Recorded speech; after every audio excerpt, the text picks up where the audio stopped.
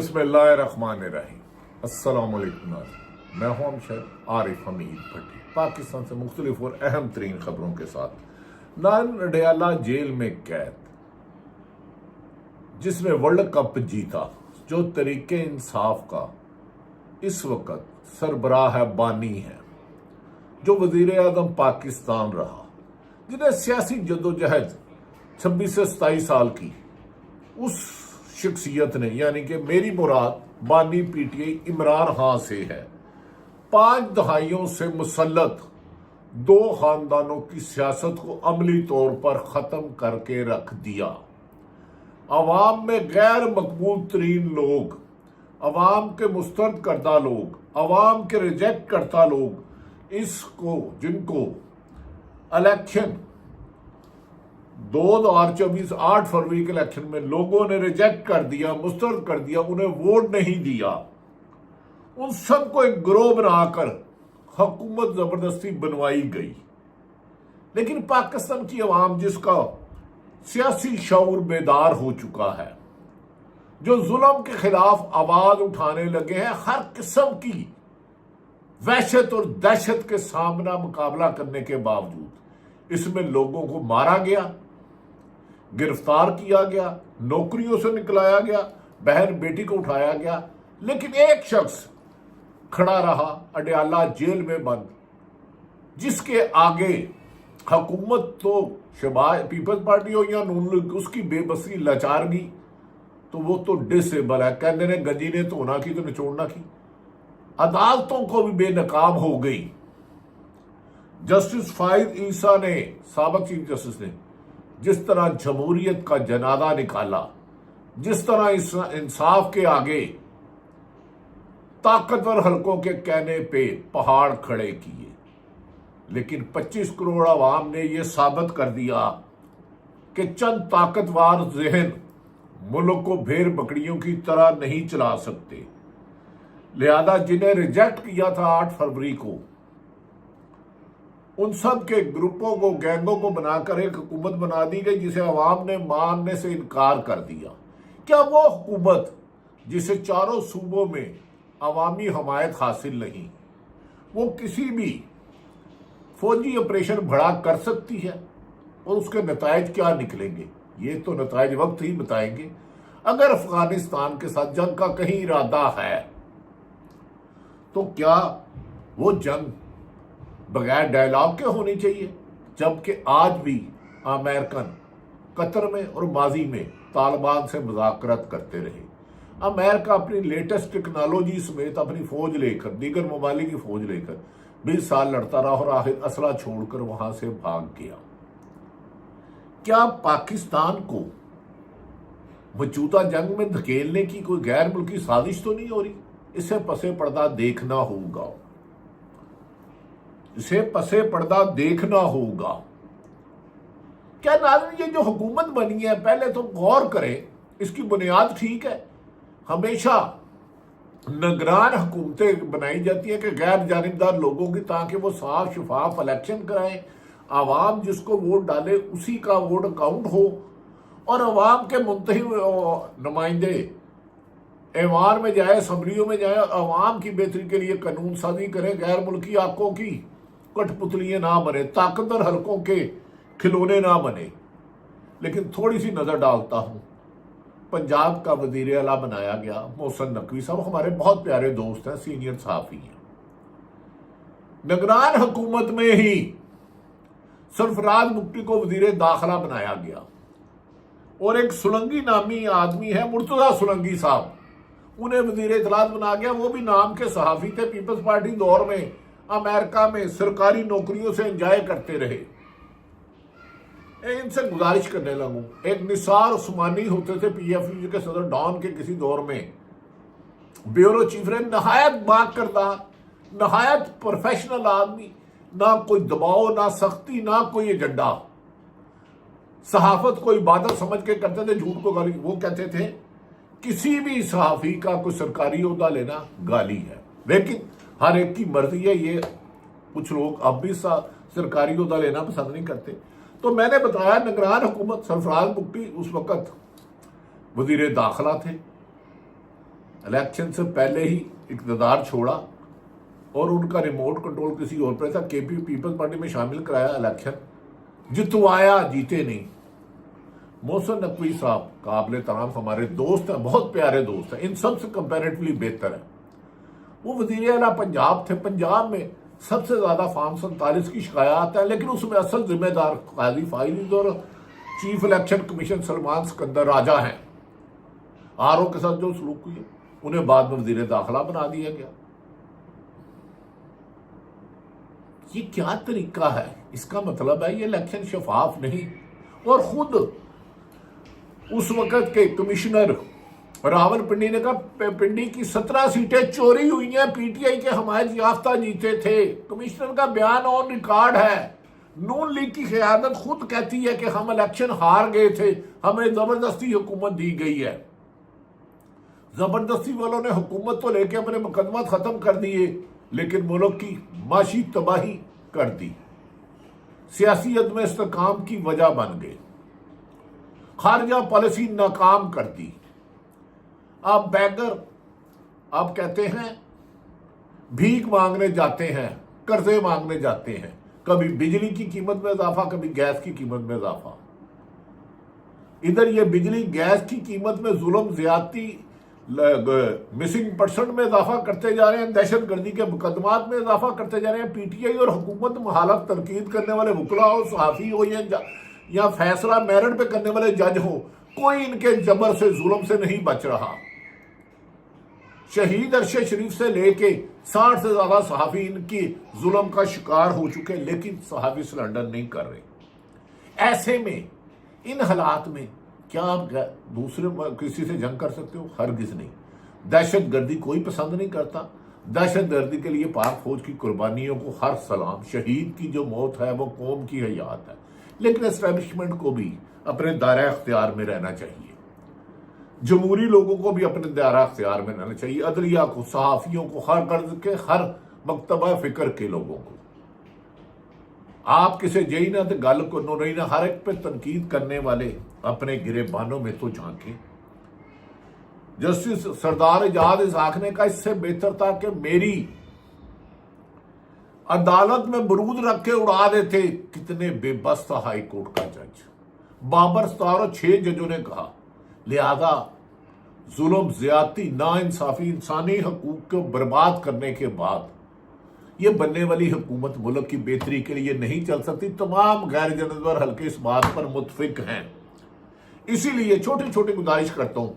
यही वजीर आला बलूचिस्तान पहले कहते थे कि जनाब अगर आप लोगों को नौकरियां नहीं दोगे बलूचिस्तान के लोगों को, तो वो पहाड़ों पे जाएंगे, वो बंदूकें उठाएंगे। अब इनका कोलो फेल बदल गया, क्योंकि काउंसलर नहीं हो सकते थे, वजीर आला बना दिया। और मुर्तजा सलंगी वजीर इतलात रहे, जिनकी अपनी इतलात ही नहीं अच्छी हैं। 2 रोज कबल फैसल चौधरी हमारे दोस्त हैं, वकील हैं, उन्होंने सोलंकी साहब को कहा दवाई पी लें, आपका ब्लड प्रेशर खराब हो रहा है। वो हाथ बाख्ता हो गए और माइक उतार के चले गए, क्योंकि ये बेनिफिशरी है इस निज़ाम के। और इस निज़ाम ने बदकिस्मती ये है, उन सहाफ़ियों को गोद में लिया जिन्होंने जर्नलिज्म की नहीं। जर्नलिज्म ज़्यादातर कहते हैं उसको जो एडिटोरियल पेज से रहा हो, रिपोर्टर रहा हो, सब एडिटर रहा हो, प्रोफेशनल किसी उस्ताद से मार खाई हो, लगड़ बगड़ चमचे करचे ऊपर से लैंड हुए और सिफारिशों से करोड़ों बड़े बड़े प्रोग्रामों को रेटिंग जाली करते रहे। अमरंगी भाग गए। जिनके पास अक्सरियत ही फायद ईसा का अंजाम देख लें। जनरल परवेज मुशर्रफ से 2006 में मेरी मुलाकात हुई तो उन्होंने अपने बारे में बुलंद बाला की अल्लाह उनके दर्जात बुलंद करे। उन्होंने कहा बेनजीर सिक्योरिटी रिस्क और नवाज शरीफ मेरी जिंदगी में आ नहीं सकते। मैंने उनसे 17 में दोबारा मुलाकात हुई। मैंने कहा सर आपने तो दावा किया था बेनजीर सिक्योरिटी रिस्क का, वो तो शहीद हो गई 2007 में दहशत गर्दों की पेट में। तो नवाज शरीफ वज़ीर आज़म बताया अब आप पाकिस्तान नहीं जा सकते।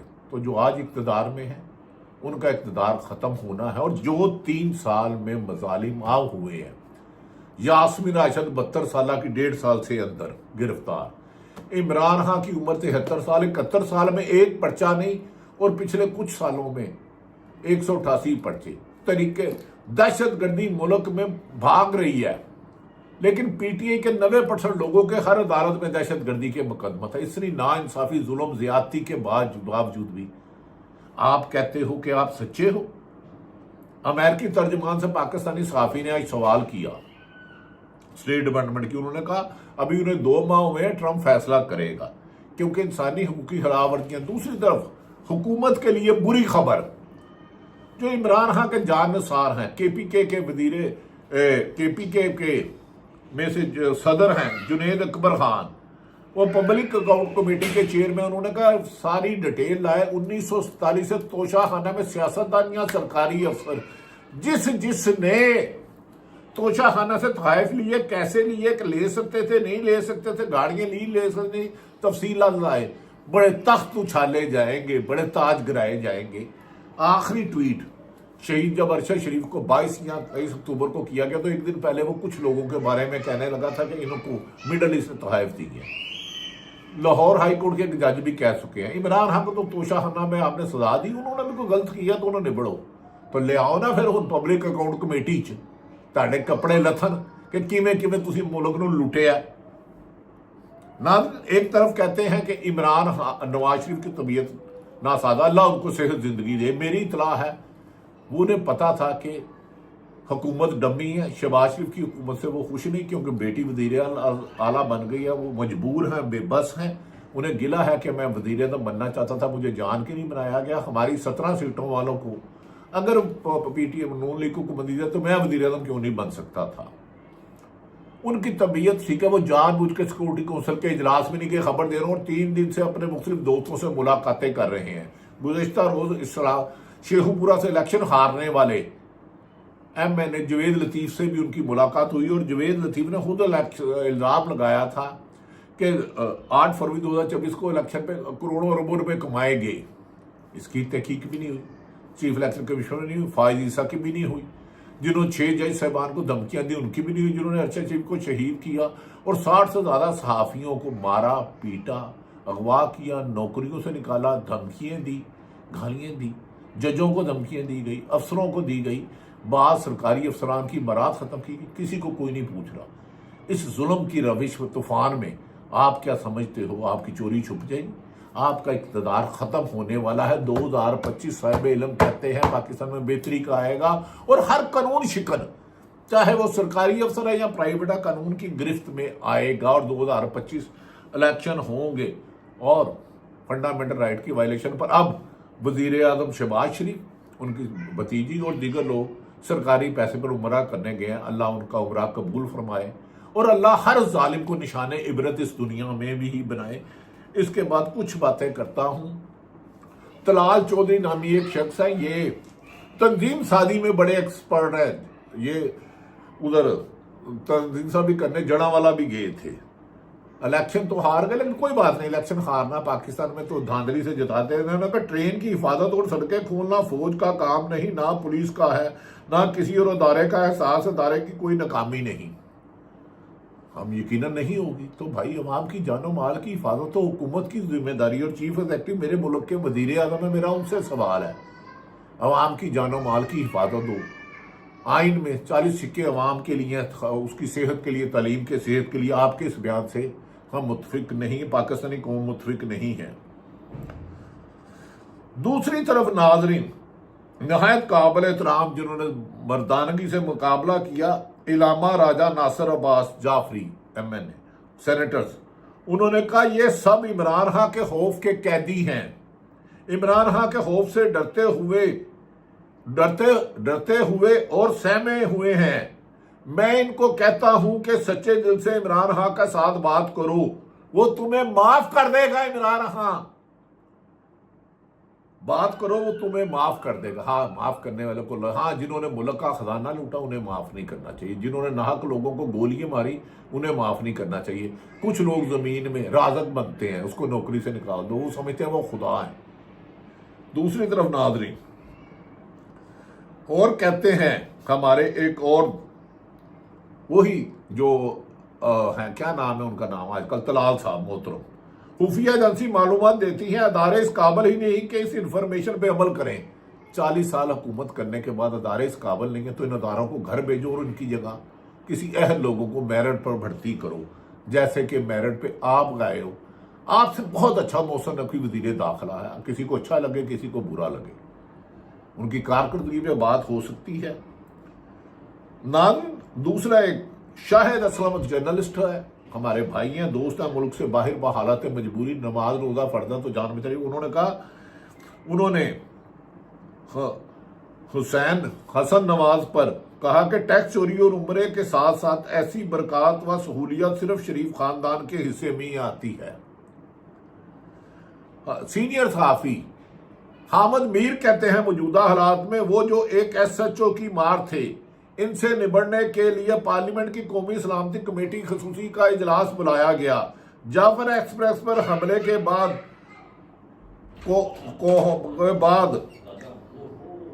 कौम में इत्तेहाद करने की जरूरत थी, लेकिन कोयटा में तरीके इंसाफ के MNA आदल खान बाजई की गिरफ्तारी के लिए छापे मारे जाते थे। एक तरफ जाफर एक्सप्रेस में हमारे जवानों की, हमारे लोगों की शहादत हो रही है और दूसरी तरफ सियासी इंतकाम जारी। एक तरफ दहशतगर्दी का जायज था, दूसरी तरफ सियासी दहशतगर्दी हो रही थी।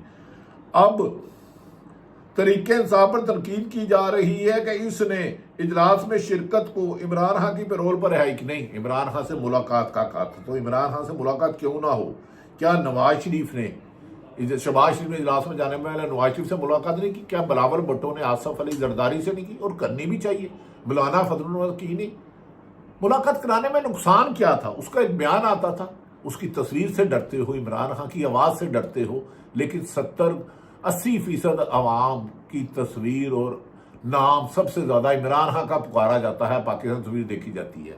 तो लिहाजा आईने से डरो, क्योंकि आईने में तुम्हारा चेहरा मासक शुदा है। दूसरी तरफ यह भी कहा जा रहा है कि इमरान खान को 593 दिन हो गए हैं जेल में। उन्होंने एक लफ्ज कहा है कि मैं सारी जिंदगी जेल में गुजार दूंगा, लेकिन मौजूदा हुकूमत को NRO नहीं दूंगा।